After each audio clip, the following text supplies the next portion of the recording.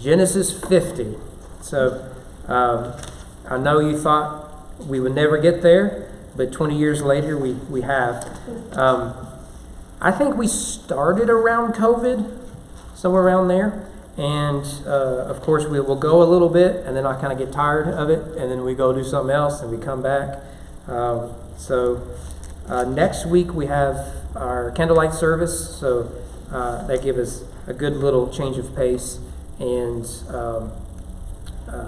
then so first of the year, I think we'll start something new. I have a few ideas that may be crazy, but it'd be different. But Genesis chapter 50, it's kind of a sad chapter. People die. So I hope you weren't looking for, and they all lived happily ever after. It ends with, and they all died in Egypt. So let's start in chapter 50, verse 1, which picks up right where we left off at the end of chapter 49. Then Joseph fell on his father's face and wept over him and kissed him. Jacob has died. And Joseph commanded his servants, the physicians, to embalm his father. And so the physicians embalmed Israel. 40 days were required for it, for that is how many are required for embalming. And the Egyptians wept for him 70 days. When the days of weeping for him were past, Joseph spoke to the household of Pharaoh, saying, If now I have found favor in your eyes, please speak in the ears of Pharaoh, saying, My father made me swear, saying, I am about to die in my tomb that I hewed out for myself in the land of Canaan. There shall you bury me. Now therefore let me please go up and bury my father, then I will return. Pharaoh answered, Go up, bury your father, as he made you swear. So Joseph went up to bury his father. With him went up all the servants of Pharaoh, the elders of his household, and all the elders of the land of Egypt, as well as all the household of Joseph, his brothers, his father's household. Only their children and their flocks, their herds were left in the land of Goshen. And there went up with him both chariots and horsemen. It was a very great company. When they came to the threshing floor of Atad, which is beyond the Jordan, they lamented there with a very great and grievous lamentation. He made a mourning for his father 7 days. When the inhabitants of the land, the Canaanites, saw the mourning on the threshing floor of Atad, they said, This is a grievous mourning by the Egyptians. Therefore the place was named Abel Mizraim. It is beyond the Jordan. Thus his sons did for him as he had commanded. For his sons carried him to the land of Canaan and buried him in the field of Machpelah to the east of Mamre, which Abraham bought with the field from Ephraim the Hittite to possess as a burying place. After he had buried his father, Joseph returned to Egypt with his brothers and all who had gone up with him to bury his father. We'll pause there. So because this chapter is dominated by death, it begins with the death of Jacob, it ends with the death of Joseph. This chapter, on the more practical side, actually gives us some real insight as to how do we handle death. What is the best way to handle death? And there's three things here. I would use the word emotions, but the third one isn't an emotions, you'll see. So let's start here. The first is the word grief or grieve. What we get here in these 14 verses we just read is Joseph and his brothers grieving the loss of their father. Now, as we said, chapter 50 picks up where chapter 49 left off. Remember, the chapter breaks were not given to us by the Holy Spirit. They were added later to make it easier for us to find where we are in the Bible. So, as Moses is writing this, chapter 49 is bleeding right into chapter 50 because it's all one narrative.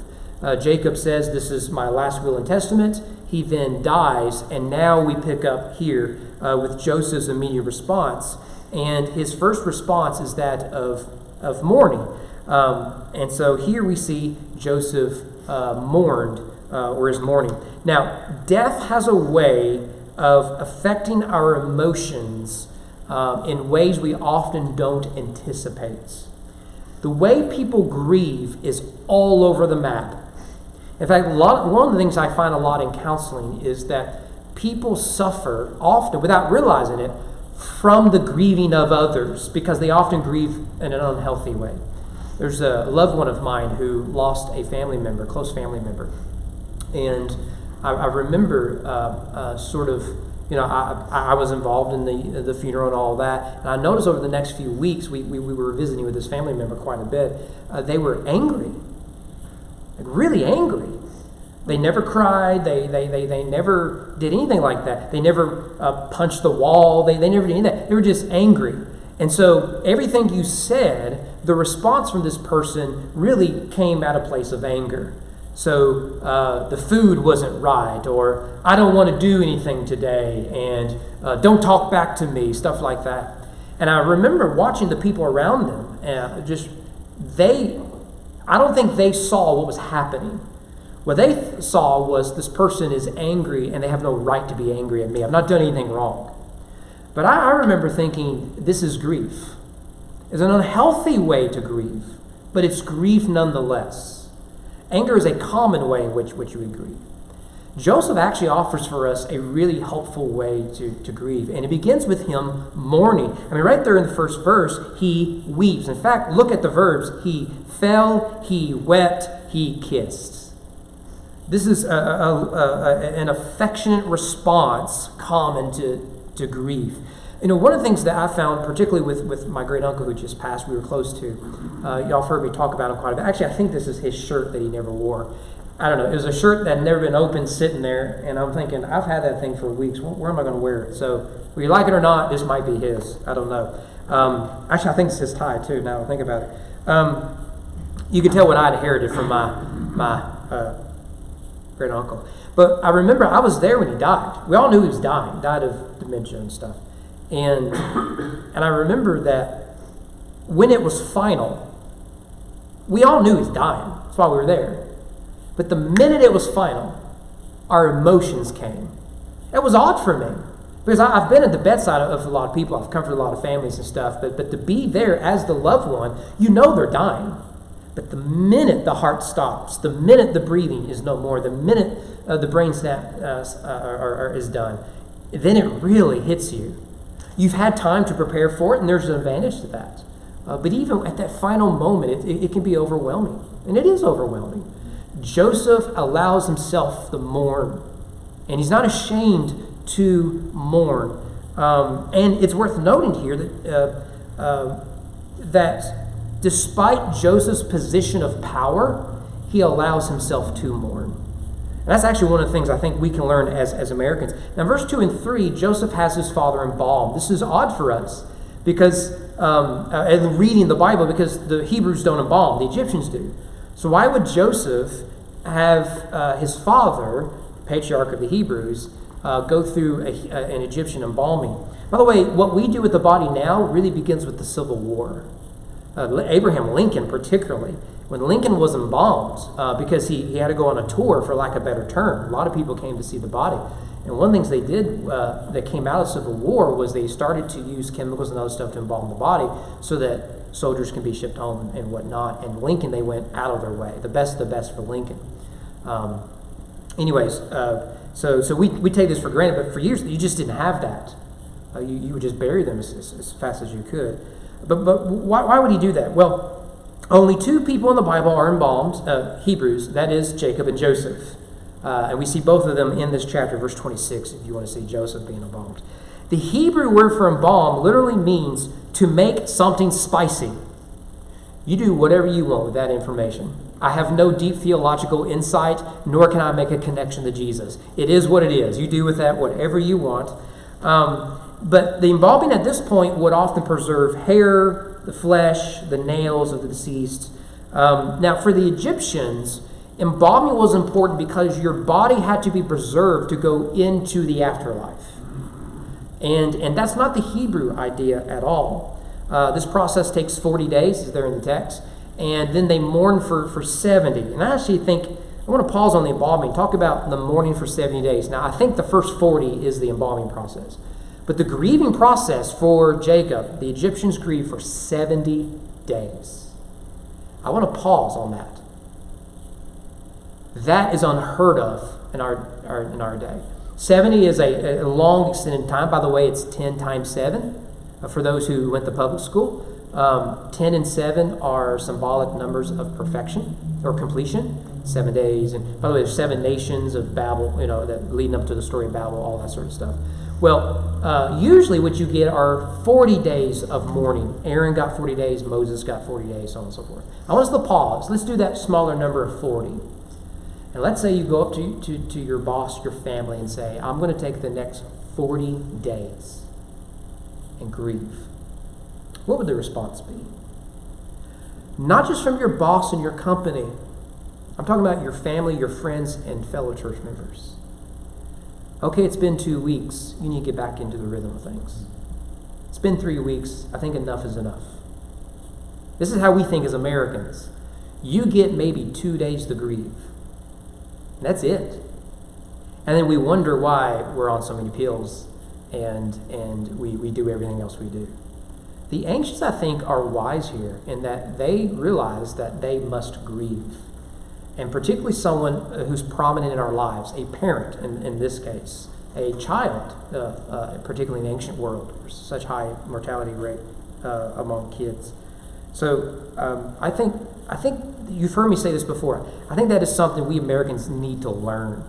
We really need to learn to do better with. That we need to grieve and we need to mourn in a healthy way because we're not doing it in a healthy way. So let's take someone who's lost a spouse or a parent or a child or someone they deeply love, and then 3 days later they're back in the fight of things to sell a product or to get on the assembly line or to deal with angry customers, and they have all this deep emotions. All of us have been in that situation. I remember losing a loved one, and then I had testing. We buried my loved one, and the next day I'm testing. A legislator who I met with, first time, buried a parent, and that next day is in session voting on things.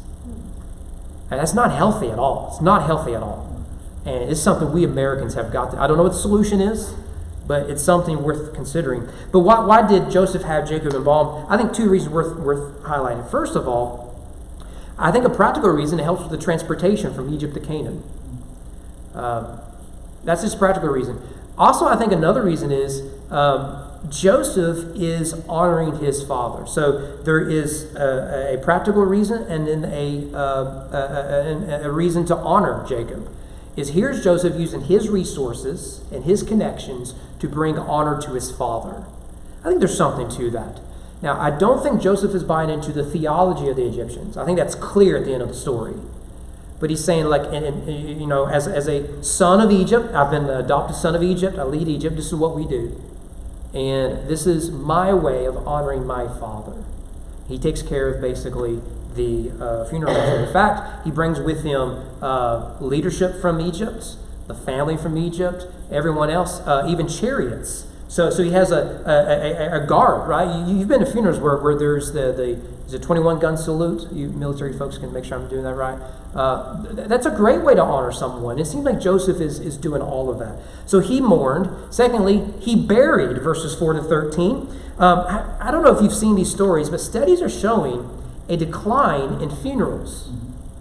Now, the joke I've heard forever and ever, I mean, not really a joke, is that if you want to have a job that will be there forever, because you're worried about the changing economy, do I go into this technological realm? Do I want to be a journalist with AI? It's going to take my job, stuff like that.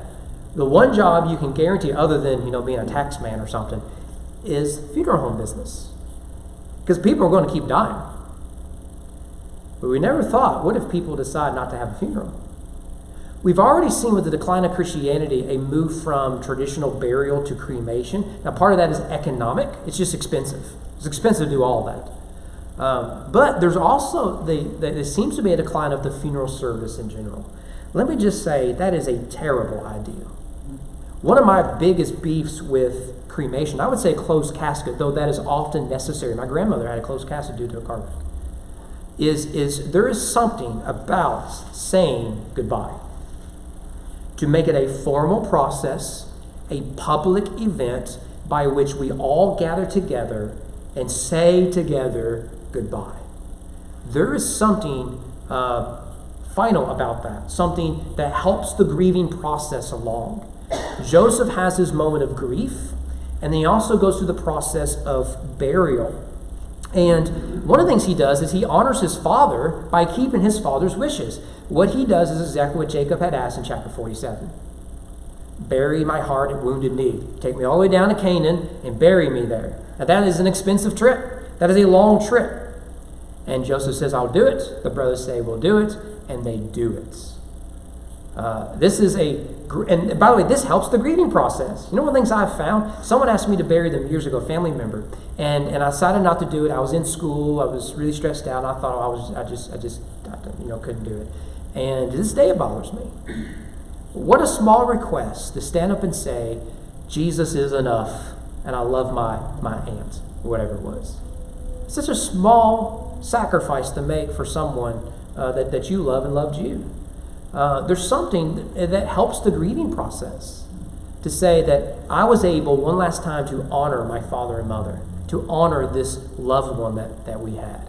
And that loved one may want a short service.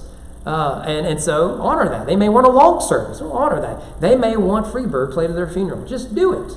Okay? I've seen a lot of weird things at funerals, and there's something as part of the grieving process. Freebird is one of them. Actually, there's been several of them. I've heard Freebird seems to be a popular one. So Joseph gets permission from Pharaoh, and through this he gets a whole entourage from Egypt. Look at verse 9. That is part of this process. Verse 9. And there went up with him both chariots and horsemen, so this whole entourage. We do the same thing right from the funeral to the burial. It's interesting. Why do we do that? Part of it is that procession is important. And by the way, what should you be doing when you come up on a funeral procession? Stop. Pull over. I've done this several times because we have a funeral home over here and we have a graveyard over here. So we get a lot of these processionals go by. If I'm going outside and I see that, I will stand out in the parking lot until everyone goes by. The reason this is a big deal for me is when my grandfather was buried in Warsaw. And that was hard for us. I was a freshman in high school, lost both my grandfathers within 3 months of each other. And buried my maternal grandfather the day between my wife and I's birthday. We're 2 days apart. So August 26th, my freshman year, we buried him. And I remember my second cousin, I looked up to both of them and still do. And they say, one of the things I love about small towns is they honor the dead. And that was just a passing comment he made. He grew up, was from northern Kentucky, more city folk. And I've always remembered that. It's such a small thing to do. Just pull over. So what? You're late. You should have left earlier anyways. Just do that. Anyway, what we're talking about. Verse 9.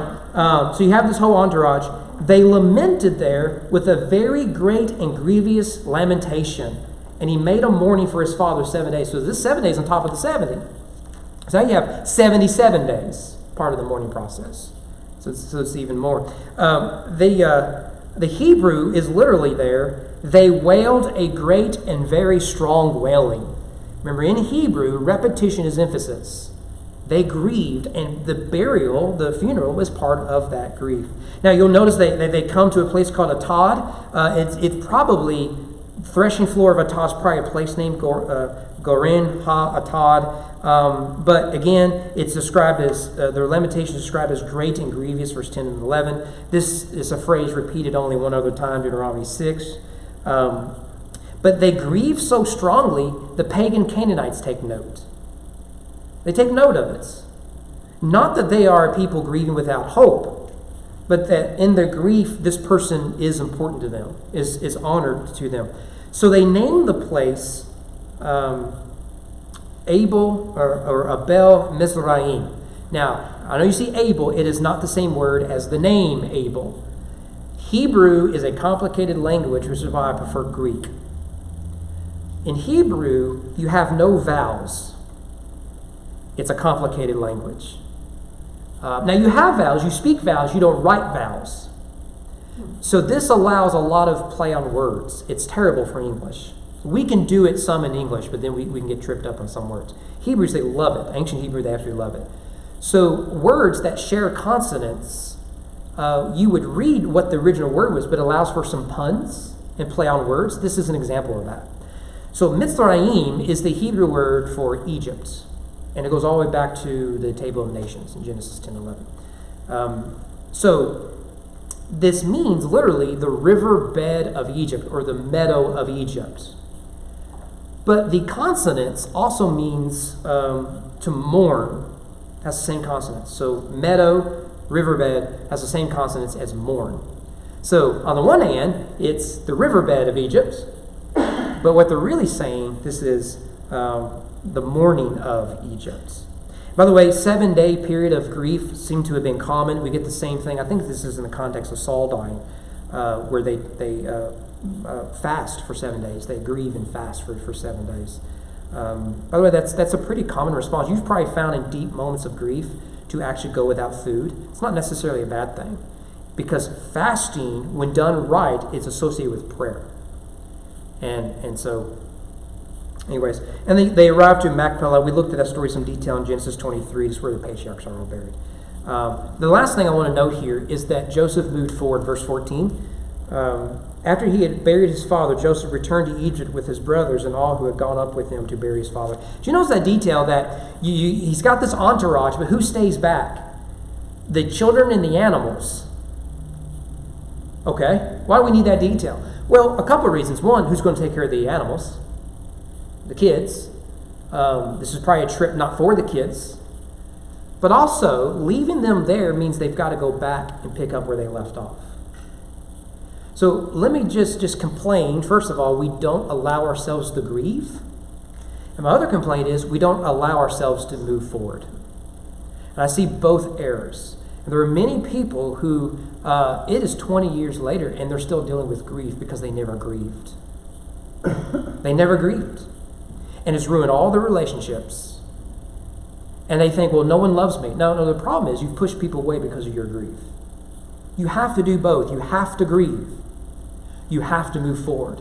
Both are hard. Both are really hard, but they have to be done. Think about how many marriages and children have been negatively impacted because someone refuses to move forward. So a couple loses a child, but they have 2 or 3 more kids. And those kids will say, everything changed when my brother died. It's almost as if they forgot that we were still here. And unfortunately, that's a sad reality. Now, I want to be sympathetic to both sides. But we have to move forward as hard as that is. Joseph grieved grievously with a great grief, but he did not do so permanently. He returned home. The land of Egypt depended on him. His wife and kids depended on him. And they needed him. They needed him, not just the grieving part of him. All right, the second emotion is that of guilt. Verses 15 to 21. Here's a common one. Verse 15, when Joseph's brothers saw that their father was dead, you already know where this is going, don't you? You already know, boy, let me tell you, when people die, family drama comes to the forefront. I've told this story before, I'm sure, but I love it so much. I mean, it's a sad story, but I love it.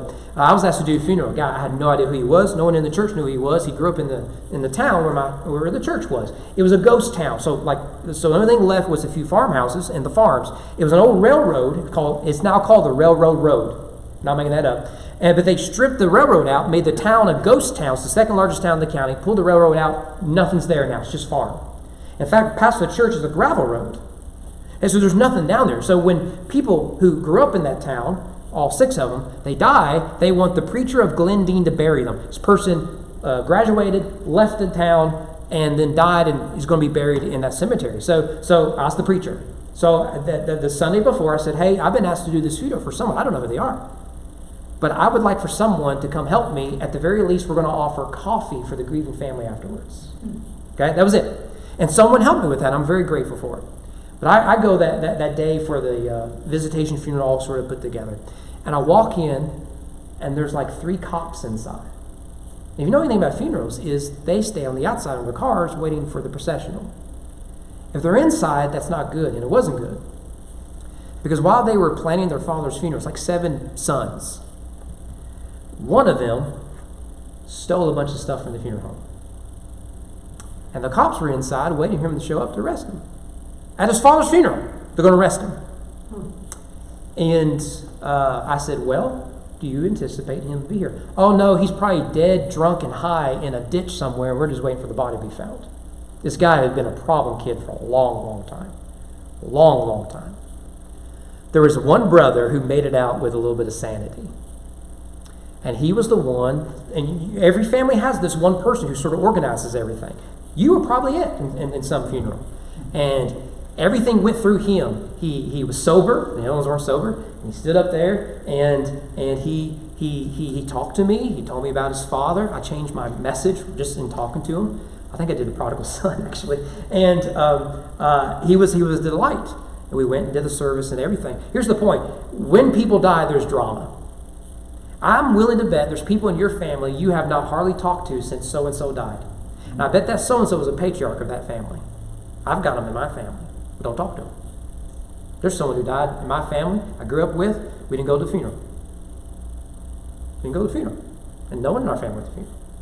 You've got in your family. I know you do. Boy, family drama comes to the forefront in death. That's part of the emotion of grief. But what happens is one person can sort of hold everything together. When that one person's gone, all that baggage comes to the forefront because we never practice the biblical principles of forgiveness and reconciliation. As long as Paul is alive, everything's okay. As long as Mom is still hanging around, we'll get along come Thanksgiving. Well, now Mom's gone, and we'll never have Thanksgiving again. You've got it in your family, I got it in mine. And Joseph's got it in his family. After all, we've read the story of Joseph. Talk about drama. So, Dad is gone, and they said there in verse 15, it may be that Joseph will hate us and pay us back for all the evil that we did to him. So they sent a message to Joseph saying, your father gave us this command before he died. How convenient we forgot to put this in writing and have Dad sign it. Say to Joseph, please forgive the transgressions of your brothers and their sin because they did evil to you. By the way, notice they are not going directly to Joseph. They're going through a mediator. I think there's a lot of reasons for that. One of them, literally, is because Joseph did the same thing to Pharaoh. I think one of the reasons is to show hierarchy. Pharaoh is above Joseph. Joseph is above his brothers in the hierarchy of Egypt. And that fulfills the original dream. That even his father thought was outlandish. Say to Joseph, please forgive the transgressions of your brothers and their sin, verse 17, because they did evil to you. Interesting word. And now, please forgive the transgressions of your servants of God, of your father. Joseph wept when they spoke to him. His brothers also came and fell down before him and said, behold, we are your servants. There is the fulfillment of the dream. The ultimate fulfillment in the context of guilt and grief. Verse 19, Joseph said to them, do not fear, for am I in the place of God? As for you, you meant evil against me, but God meant it for good, to bring it about that many people should be kept alive as they are today. So do not fear. I will provide for you and your little ones. Thus he comforted them and spoke kindly to them. Do you see right away the connection between Noah and Joseph? God chose Noah to save a few. God is now choosing Joseph to save many. It's amazing, isn't it? Oh, there's just so much here. But I am going to try to keep it pretty practical. Okay, so grief is not the only emotion around death, but certainly guilt shows up. And guilt is quite powerful. One of the things that happens when people die is we start to regret everything we've done in that person's life. I didn't prioritize Thanksgiving and Christmas. I thought my life was more important. I didn't call them as often as I should have because life just got too busy and I made excuses. I shouldn't have said those things to them 10 years ago. I bet that really wounded them. Guilt is a common emotion of grief. And it makes it really difficult. One of the things I've found people say is, I was unwilling to forgive, and now they're dead. I'm ready to forgive. What do I do with that? Like, well, there's only one thing you can do. You got to nail that to the cross. Because you will never be forgiven by that person. They're gone. And you can never receive that. You can never have that moment of reconciliation. That moment's gone. You've lost it. Not until we see Christ face to face. All you can do is hand it over to Jesus on the cross. And man, that is a heavy weight to carry. It's a heavy weight. And you can get why these guys are all worked up. In fact, there in verse 15, you can see their insecurities. Is he going to pay us back? The word they use, at least the writer uses, is the same word used in chapter 49 that the brothers give to explain why they did to Joseph what they did. It was for retaliation. They didn't like he was favored by Dad. They didn't like he had the coat of many colors. They didn't like his attitude. So they paid him back. So now what are they afraid of? Retributive justice. Joseph will do to us what we did to him. And Joseph really has two options. Either he can choose bitterness and anger and all that sort of stuff that's been building up on him, or he can choose forgiveness. And this is why it's a spiritual issue. Had he not forgiven them from a distance, he could never forgive them up close. So when he's sitting there in the prison, at the lowest point of his life, that is when he had better learn to forgive. Because when the moment of truth comes and they're standing face to face, you have all that power. You had better already address this in your hearts. Do not put off forgiveness. Do not do it. And so he extends to them forgiveness. Whether or not their story about dad told us to say this, I'll let you decide if that really happened. By the way, notice there in verse 16 and 17, they say what they did to him was evil. Does anyone have a different translation? Does anyone says evil? Probably is. Good translation. The Hebrew word goes all the way back to a little important tree known as the tree of knowledge. Tree of knowledge of good and raw, evil, good and bad. It's a generic term for bad, but when it's inflected like this, would mean evil. So you begin with, here's the tree of knowledge of good and bad. Don't eat of it. And what you get in Genesis is mankind are constantly eating of that tree. Cain killing Abel. Ham doing a thing with his father and mother. Abraham choosing Hagar, eating of the fruit. Over and over again. And then what does we get here at the very last chapter? Oh, you want to know what happened with Joseph's brothers? They ate the wrong fruits. They did what was bad. Even though they knew good and bad, they choose bad. And so at least they're willing to admit it. The center of the story, verse 19 and 20. Am I in the place of God? Okay, that's a great question. When it comes to forgiveness, at the end of the day, if justice is God's prerogative, you holding on to your anger is you standing in the place of God. Remember that. That's why you've got to let it go and forgive people. It's not fair. Of course it's not. Your feelings are hurt. I know they are. You're not in the position of God. Justice is mine, says the Lord. I will repay. Old and New Testament affirms that. But the center part of the story of Joseph is there in verse 20. You meant evil against me. God meant it for good, to bring about the salvation of many. By the way, this is not unique to Joseph. This sort of language is found all over the place. Proverbs 16:1, the plans of the heart belong to man. Okay, we come up with all kinds of ideas, but the answer of the tongue is from the Lord. You see God's sovereign providential care. Proverbs 20:24, a man's steps are from the Lord.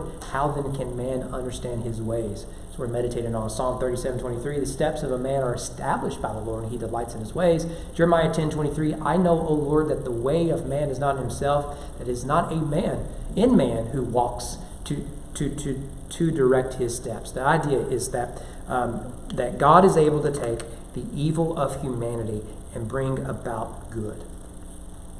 God writes straight lines with crooked sticks. I think it's the old saying. That's good news, because here's reality. You and I are just evil. We're deeply evil. And if God cannot overcome our evil, then it would never be good. And the story of Joseph is great with this. One last thing we need to add here, and that is faith. Faith. Let's pick up in verse 22-26. Joseph remained in Egypt, he and his father's house. Joseph lived 110 years. That's a good long life by Egyptian standards. Joseph saw Ephraim's children of the third generation. The children also of Machir, the son of Manasseh, were counted as Joseph's own. So this is through adoption. Jacob did something similar. And Joseph said to his brothers, I am about to die, but God will visit you and bring you up out of this land to the land that he swore to Abraham, Isaac, and to Jacob. It's the first time those three names were put together like that. Abraham, Isaac, and Jacob's all over the Old Testament. First shows up here because Jacob's dead now. So now he is part of the patriarchal title. Then Joseph made the sons of Israel swear, saying, God will surely visit you, and you will carry up my bones from here. So Joseph died, being 110 years old. They embalmed him, and he was put in a coffin in Egypt. That's the end of the story. It's a terrible ending, isn't it? Boy, what a terrible ending. Let's look at it. Joseph's story ends here.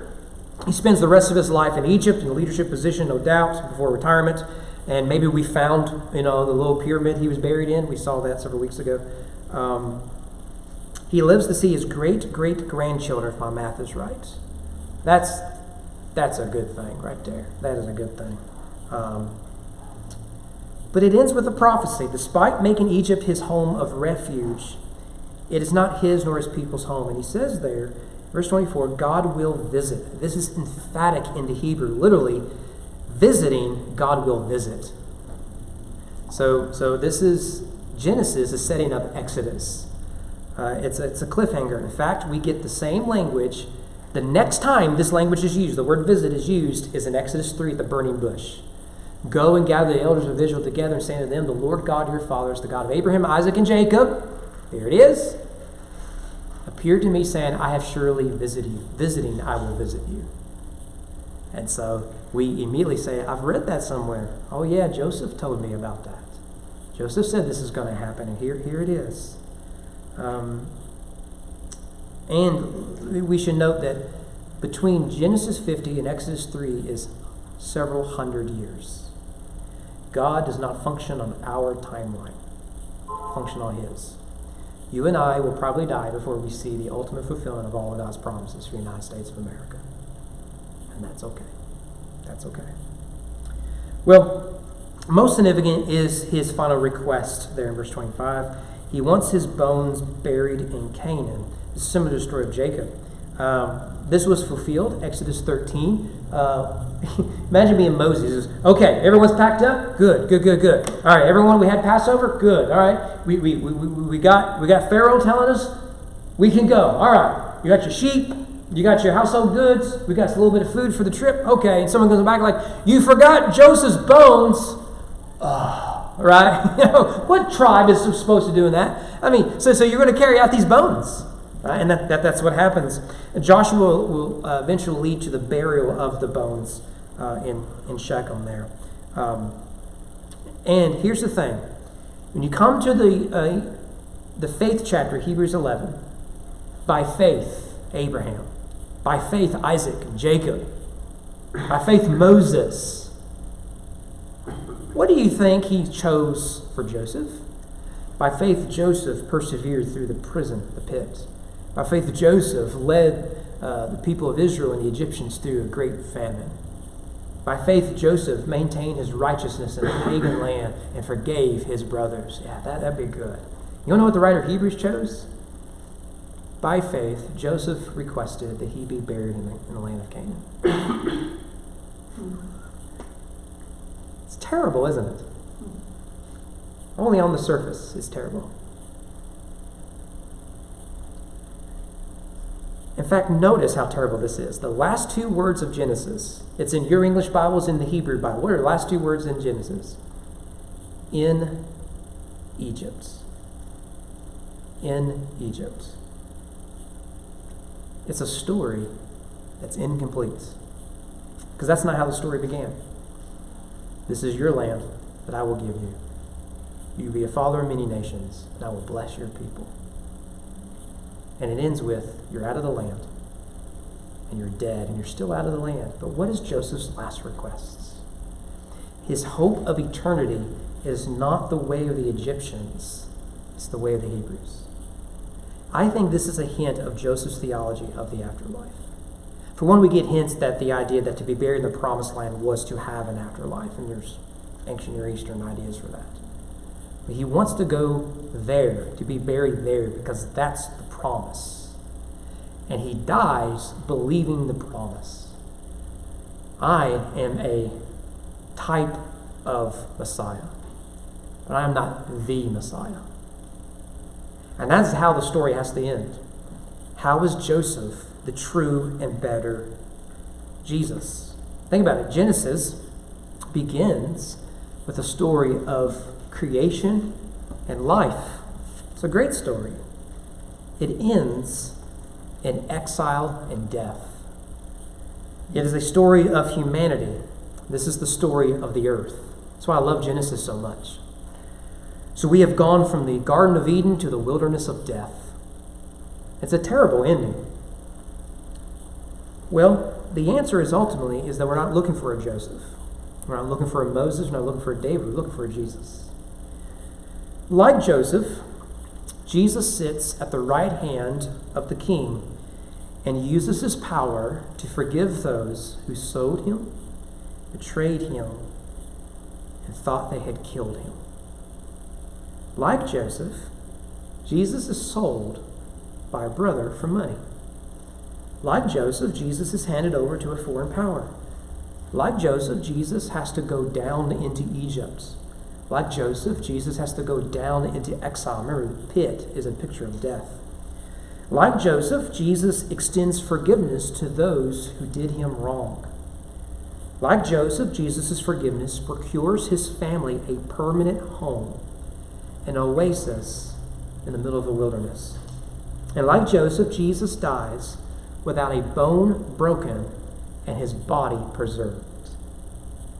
However, unlike Joseph, Jesus is the adopted son of a man named Joseph, is buried in a tomb, a borrowed tomb of a man named Joseph. But he doesn't stay there. Not because his body is moved, but because he conquered the grave. So Joseph died in the land of Egypt, only to be buried in Canaan. Jesus died in the land of Rome, only to later ascend to take his throne. Joseph dies longing for redemption, longing for a better land, and longing to see God's promises. Jesus is what Joseph longed for. He is a true and better Joseph. The story of Joseph ends with him explaining how God overcame evil for good. That is the story of Jesus in a nutshell. The cross is the climax of human evil, and God overcame human evil by his glorious good. Isn't that good news? So yeah, it's a terrible ending. It's a sad ending. Your hero dies and,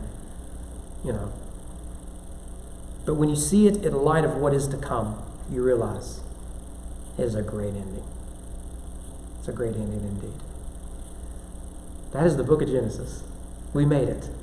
We made it to the end, 50 chapters. Let's do Exodus next week. No, I'm kidding. We could. I do love Exodus too. All right, Danny, did we miss anything? In all of Genesis, did we miss it? We may have missed something. One or two things we may have. Oh, good. All right. Well, if nothing else, how about we close out in prayer? Next week, remember, is our candlelight service. You don't want to miss it. It's going to be really, really special. I love our candlelight service.